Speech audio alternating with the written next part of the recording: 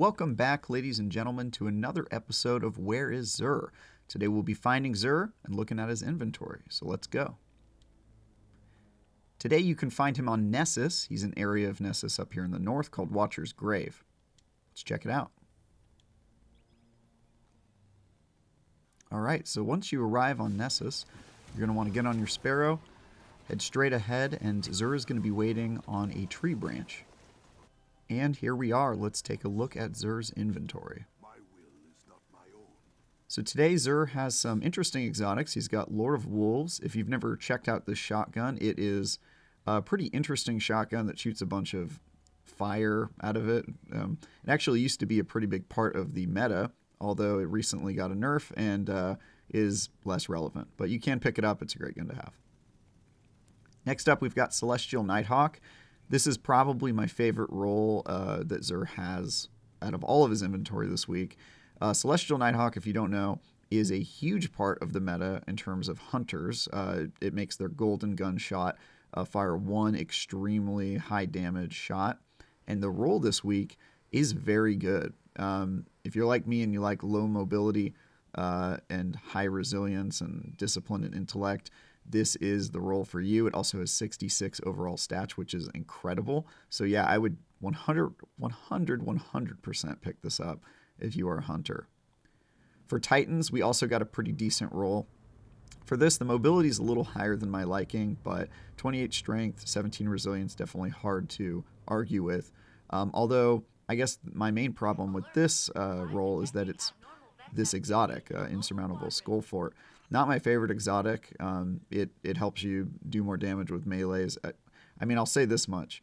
Having 28 strength on this exotic is perfect because it is for just a melee-only build, but just in general, if you're running around and punching things, it's probably more of an exotic for fun than for actually doing any real damage. And then finally, we got Crown of Tempests. This is a very cool Warlock exotic. However, the role this week is not great. It only has 60 overall stats. I'd probably skip it unless you don't have this in collections or you don't have a role that is 60 or above. But other than that, compared to these 66 high stat roles with really good distributions for the most part, the Warlock helmet is less appealing. Let's dive into legendary weapons. So there's not a ton to get excited about this week. Enigma's Draw is a decent sidearm. With Demolitionist, it's not my favorite, but Zen Moment is good. I don't love this role, so I'd probably skip it. Cold Denial, this is a pretty decent pulse rifle, and it's got Killing Wind and multi-kill clip, which is really good if you're interested in a pulse rifle that's pretty decent at PvE, maybe even PvP. Armor-piercing rounds is really good, extended barrel and full bore.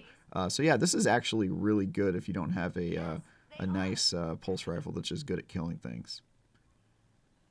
Farewell Sidearm, I hate this role. I am not a huge fan of the sidearm. I would probably skip it. Seventh Seraph shotgun is actually quite a good shotgun, but I don't really love this role. Quick Draw is great. Shield Disorient, I'm kind of so-so on it.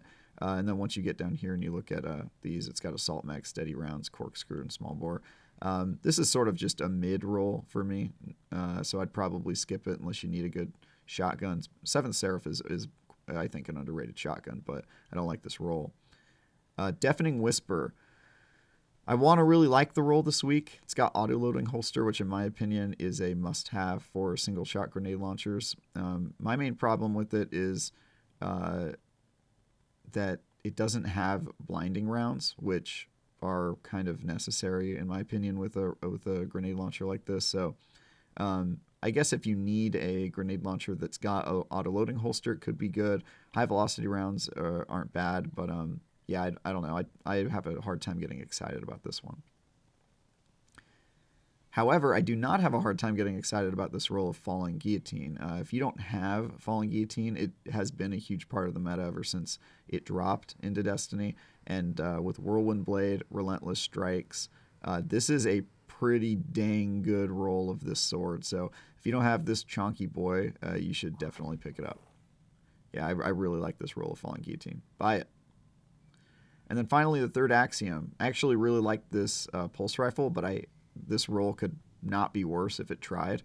It's really just terrible. Slide shot, which is almost never really something you want on a pulse rifle, and sympathetic arsenal, which I just think isn't that great of a perk in general, unless you've got a very specific build that's trying to do something. But yeah, I would skip this. I just hate this roll. And finally, let's move on to the armor for Titans. Titans this week, you got really bad rolls. I'm sorry. You got a 59 with really high mobility. Yeesh. You got this one's stat distribution's okay, but it's only 60. The helmet is terrible, 57 total stat. And this one is 61, which is not bad. The resilience, intellect, and strength are all things that I like to have high stats in, and it's got low mobility, more importantly. But 61 is, kind of just in the middle. I would generally go for 64, 65, or 66 with legendary armor. So sorry, guys, if you're a fellow Titan like me, there really isn't a lot to get excited about in the legendary armor category this week. Let's move on and take a look at Warlocks. All right, let's take a look at the armor for Warlocks this week. Here we go. So they got the Braytech set as well, and they actually have a pretty decent set of rolls. This one's the least exciting, the gloves, 25 mobility, not my favorite stat for Warlocks, and also only 60 overall stats is probably something to skip on this week. The chest piece at 64, not bad. Again, the mobility is a little higher than I usually care for, but with a high strength, high recovery, this is a pretty good roll, and it's hard to beat 64 stat distribution.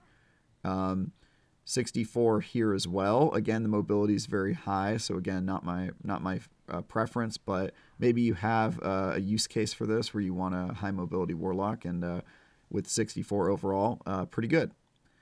The boots, on the other hand, oh my word. Please buy these boots. 28 recovery, 16 intellect and strength. The mobility is low. Oh, chef's kiss, guys. This is great. 66 stats overall in these boots. So if you don't have a good set of Warlock boots with low mobility, you should buy this. It is going to be useful to you at some point in time. So yeah, Warlocks, buy those boots. Helmet and chest piece are pretty good, and skip on the gloves. I wouldn't buy those. All right, cool. Let's take a look at Hunters. All right, let's take a look at the Hunter armor this week. So like Warlocks, Hunters have a few good options and some that you should skip. So let's start with what's not great. The gloves here are 61 overall. These are okay, but not anything to write home about. Same with the helmet and the boots. Boots have high mobility and discipline, and the helmet has kind of just an even distribution all around. But again, both of these are fairly low to mid in terms of their stat distribution. 60 and 61 are not super exciting to me. The chest piece is pretty decent. 22 resilience is great. 10 mobility on Hunters. Most people like higher mobility on Hunters, so not bad there. But yeah, this would be the highlight this week, the chest armor. But again, it's only 64 compared to what the Warlocks got. This isn't great. But really, the star of the show for Hunters this week is that Celestial Nighthawk. Let me just bring that up one more time. You should definitely buy this, guys.